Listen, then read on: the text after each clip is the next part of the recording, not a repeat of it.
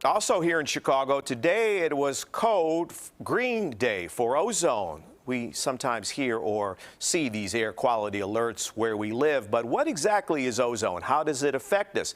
And what do wildfires have to do with it? Here's David Schechter on the dot.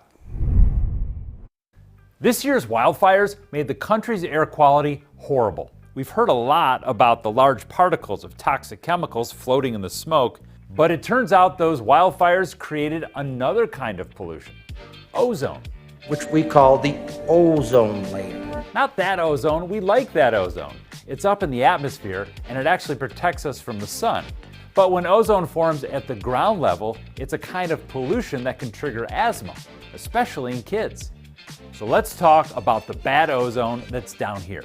Most of the time it comes from a chemical reaction when the exhaust from our cars and factories gets baked by the sun. Hello. Oop. Can't hear you yet. That's Dan Jaffy, or at least it will be Dan Jaffy when we figure out how to use Zoom. Can you hear me now? How's that?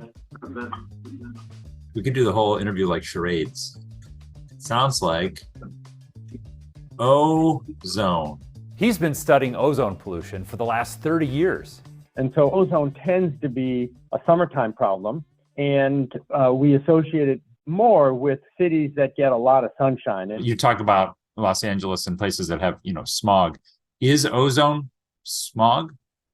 Yes, ozone is the major ingredient in smog.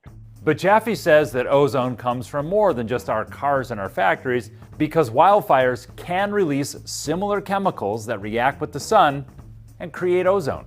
Here's how he knows. In 2020, during the pandemic, way fewer people were driving their cars. So you would expect ozone to go down.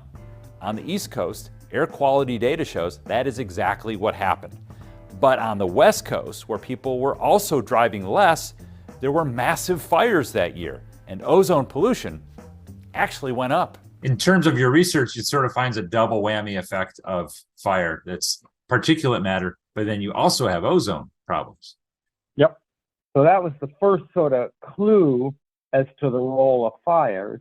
And we saw that again this summer. Jaffy says fires in Canada were the source of elevated ozone levels in the Midwest and eastern states. So bottom line, wildfires can make our ozone problems worse. I'm David Schechter on the dot.